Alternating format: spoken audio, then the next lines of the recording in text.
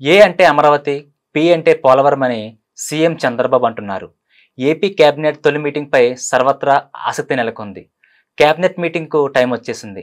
CM Chandrababu అధ్యక్షతన జరగనున్న మొదటి కేబినెట్ మీటింగ్ కావడంతో అందరిలోనూ ఆసక్తి నెలకొంది.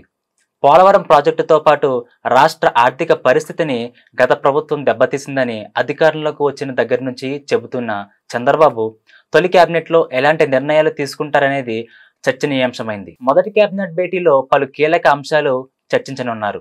రాజధాని నిర్మాణం, పోలవరం ప్రాజెక్టు స్థితిగతులతో పాటు 6 గ్యారెంటీలపైన ప్రధానంగా మాట్లాడే అవకాశం కనిపిస్తుంది. అలాగే 8 శాఖలపై శ్వేతపత్రాలు విడుదల చేయాలని భావిస్తున్న బాబు సర్కార్ దానిపైన ఒక క్లారిటీకి రానుంది.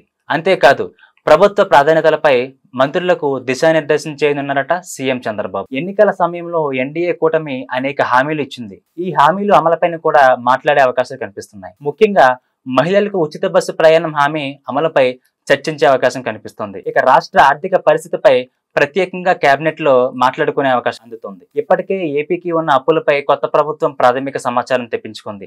14 లక్షల కోట్లకు పైగా ఏపీకి అప్పుల భారం ఉందని ప్రభుత్వానికి సమాచారం వచ్చినట్లుగా అధికార వర్గాలు చెబుతున్నాయి.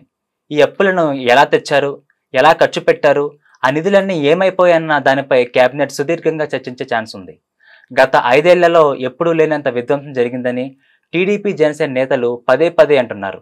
ఈ క్రమంలో గత ప్రభుత్వ విధానాలపైన చర్చించే అవకాశం ఉంది. ఇక జూలైలో పూర్తి స్థాయి బడ్జెట్ను కూడా ప్రవేశపెట్టాల్సి ఉండటంతో దానిపైన మంత్రులతో చర్చించి ఓ నిర్ణయానికి రానున్నారు సీఎం చంద్రబాబు.